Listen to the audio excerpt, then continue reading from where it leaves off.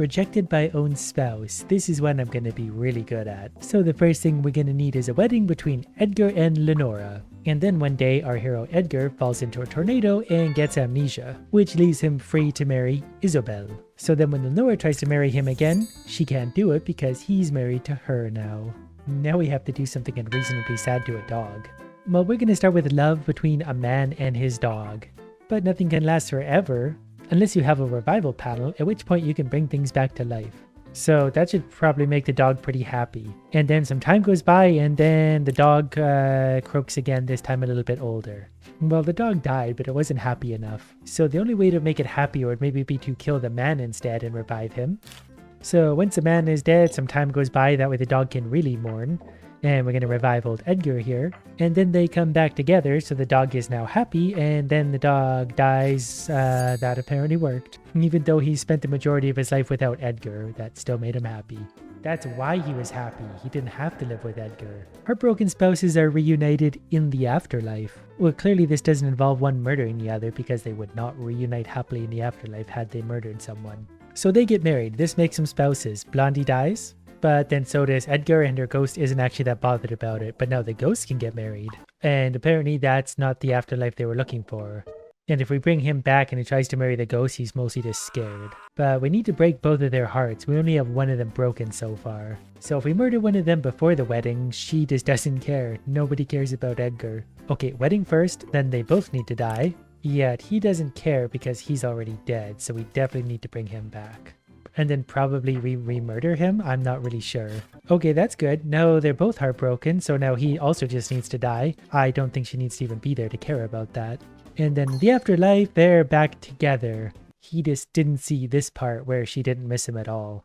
3 parts? This'll be easy. Eve rejects an apple. Except if you just put her there in front of it, she eats it. So we need to judge her for that and then tempt her again. Nope, that just kills her. I'm okay with this result, but it's not the one we're supposed to have. So maybe Adam needs to see that, and then Adam gets judged, and then she rejects the apple. I always tell everyone, murder solves every problem.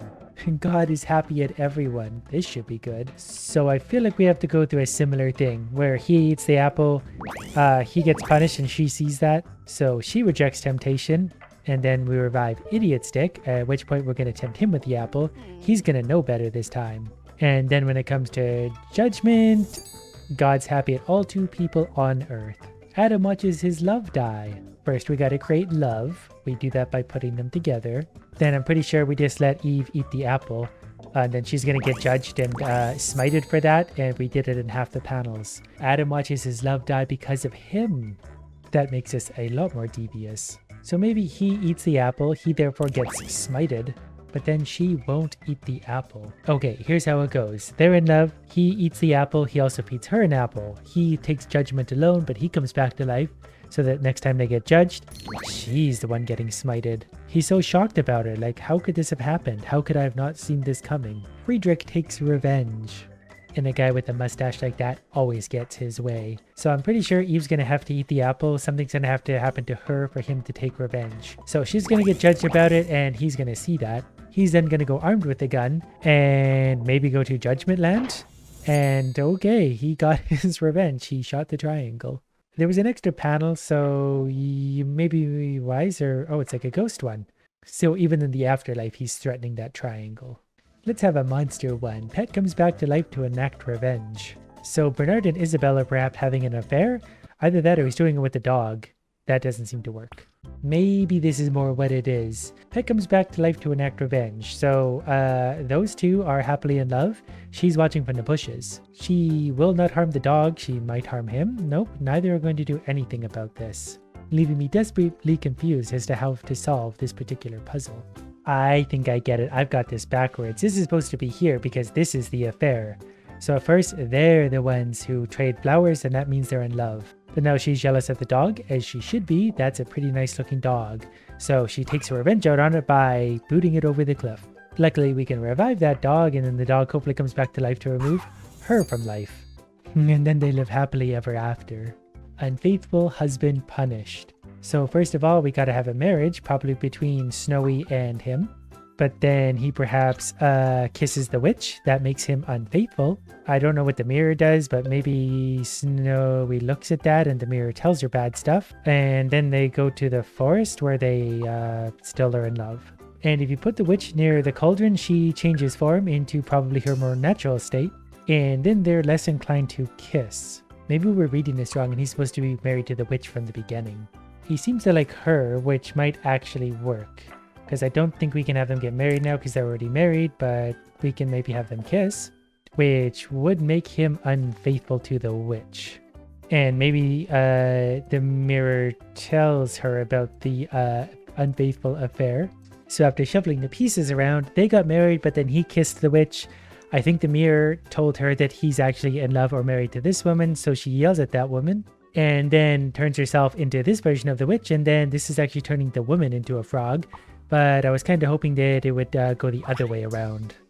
Well, we turned someone into a frog, so maybe she could do the same for him. Nope, she's happy now that she removed her competition. But that all makes me think that if he marries the witch, then he is unfaithful by kissing this woman. The mirror then updates her on the situation, so then they're talking to each other and upset about it.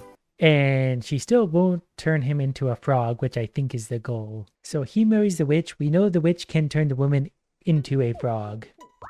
And the frog can communicate to him and say, "Hi, it's me."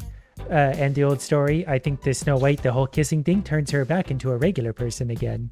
That creates a whole situation for her to need to be kissed, making him unfaithful. The witch isn't happy about that, therefore the witch blasts him and turns him into a frog. And they lived happily ever after. 3 heads roll. This sounds fun. So the king or the queen is going to execute the 3 others somehow. Maybe the baron kidnaps the queen, but the king won't execute the baron for that, so we do need to set up an entire storyline. So this will work out better. The queen is having an affair with no one, and the king doesn't want to have an affair with these gentlemen. Okay, to begin with, the queen is kidnapped. I think the queen can then be released by the brave knight. The king can perhaps execute the baron for that. Nope, they need to communicate somewhere in between. Okay, here we go. If the king rescues the queen, then she tells him, "Hi, it was this guy, so off with his head." Man, I've still got to do this in a slightly different order. But so far we managed 1 of the 3 executions. Yes, because if the knight rescues her, she falls in love. So then I'm pretty sure we can remove the knight's head, probably maybe also the queen's head while we're at it, now that I think about it. I just don't think I can get him mad enough to execute this guy. Being a ginger is not quite going to qualify. And if the knight rescues the queen, and then the king strolls by, she doesn't say anything about the guy that actually kidnapped her. He can actually kidnap the king, so that might change things. So this guy will let the king out, so they can right away execute him. But then I don't think the queen's going to want to have an affair because no one rescued her, and that's the way to a queen's heart. Maybe this is the ticket though. After that, the queen communicates to the king that something bad's about to happen. He still won't do anything about that. Clearly he's worried about the whole, kidnapping the queen thing, but the king doesn't care. And if we do it like this, where they have an affair after getting rescued, the king confronts her about it and executes, but I need the execution to sit here somehow. Okay, the obvious part I missed about this is, the king doesn't know that this guy kidnapped her, but she does, and she can lop his head off. And then the king's mad at the queen and the guy with the little prickly mustache. So that's how we get 3 beheadings in a single day. And then we're gonna have more beheadings. Queen beheads all men. So the baron's a bit of an evil guy. He's just gonna straight up murder him for some reason. But we're gonna bring him back to life, where he's gonna get rejected by the queen, which makes him mad enough to murder the queen. The queen murdered enough to murder him? Neither of the above. But the baron wants the crown. He just doesn't know how to get it, so maybe we need to murder the queen. Is that a thing? Yup, it sure is. So if we revive the queen, she's going to be pretty mad about that. But she can't murder him because she doesn't have her crown back yet. So we need to do something with the throne room. He gets that. So we can just slide all these panels back a little bit. So he murders the queen. She gets resurrected. He is crowned the king. She therefore murders him back, not beheading. She takes the crown back and then she gets married to the knight. Nope, she still breaks his precious little heart. So after the queen's dead though, he can become king, the knight, just by picking up the crown. So if we bring the queen back to life, she's going to be mad about that. Probably. But then in order for her to be able to execute anyone, she's got to have her crown back, so we need to knock it off him. He gets his crown back. And at least at this point, she can execute one of them, and she's definitely going to. No, he's already dead, so that doesn't work. I got this puzzle very, very wrong so far. So he kills the queen, she gets revived, she takes her crown back, she sits on the throne and executes him. Now there's got to be something that makes her mad enough to execute someone else within 2 panels. Maybe this rampant boredom has her executing everyone? Doesn't seem to be the case. I think again the solution was so close. So if he becomes the king now, she'll be mad enough to kill him as well. So she's got motive for both of them. And maybe that's where the wedding comes in, because she gets her crown back. Yeah, she gets her crown back because they got married. And then she's definitely mad enough to murder them both. And she's sure gonna. Tarney murders his brother to avenge his father. Tarney murders his brother. So I think Greenie is going to be the father, because Haiti sounds like an easy one to work with. So we've established who is who. And then Greenie and Haiti, well, they're going to have a fight. So then we're going to have a little murder where Haiti murders Greenie, so the father is now dead. There is therefore a seance to say exactly what happened. And then Tiny gets revenge by pushing him off a cliff. And then they have a FaceTime call to celebrate. I mean, doesn't this work? This guy murdered his father, so then Tiny murders his brother to avenge his father. Maybe it's got to be the other round, so Haiti is officially the father, so then everyone else is going to get in a fight. That's got to be the other way around. That doesn't work anyway. The extra panel is probably what I'm overlooking here, because we had established that he's his father, but we didn't also establish who his brother was, therefore. So he also needs to be the father of Haiti, and now they're officially brothers or thereabouts. The queen is rescued. Well, this one looks very hard. Well, let's see. The barons kidnapped the queen. The knights rescued her.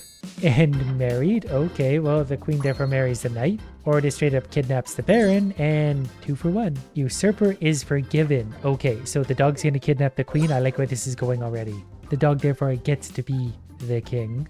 But because the dog is a dog, he bites down on this thing and the queen comes back out.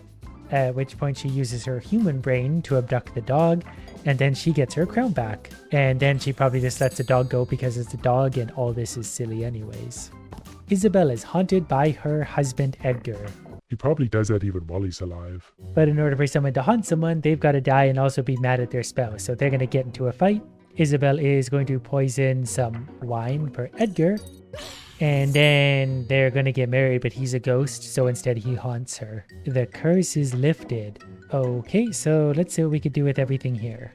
After playing with the pieces, we see that she is rather fond of him. He, however, won't kiss her, and that makes her disgruntled. He will, however, kiss Snowy, and then I'm not really sure what's supposed to happen next. Shuffle things around a whole bunch. Here's where we're at. The guy scoffs at the witch. She's not happy about that. She turns him into a frog. She knows that he is the frog, so she kisses him better. Yes, that works. More with the witch, a kiss and a curse. So maybe they don't like that getting along, but she changes her appearance. He then likes her, but she's not happy with that, so she blasts him in the forest. I feel like she's got to blast him first in the forest and then change herself into the this witch. So we can just put that one there. And then they see each other. He's still not into it, or maybe he is. So if they go like that, perfect. Now we need to get Tiny a kiss. Well, the witch sure is fond of Tiny. Tiny's not so into it though. But Tiny is into Snowy, but Snowy's not into it.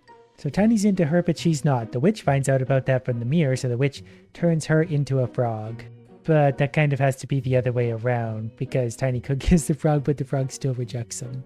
Or maybe we just need to move every scene back one now, because they found out that, yeah, they're frog and human, so therefore they can now kiss to make everything better.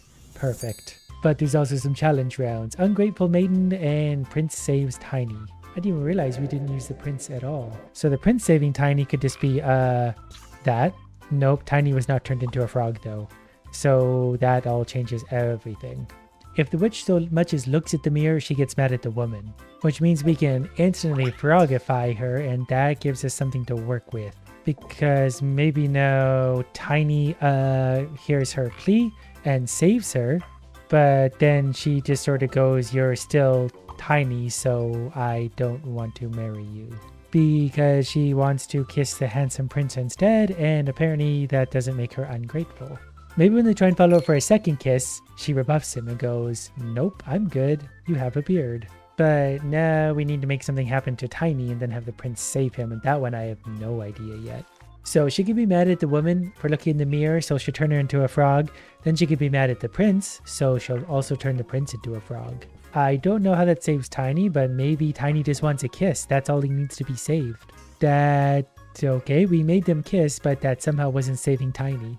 This one I definitely didn't solve on my own, but we got the answer. Witch looks in the mirror, is mad at the woman, she turns the woman into a frog. Not sure how that's all relevant or how we got here. Then she's mad at Tiny, so she turns Tiny into a frog. The woman then communicates with him. Oh, it's a trick. They're misplacing the frogs. I see how they got here. It's just very hard to solve if you don't already know the solution.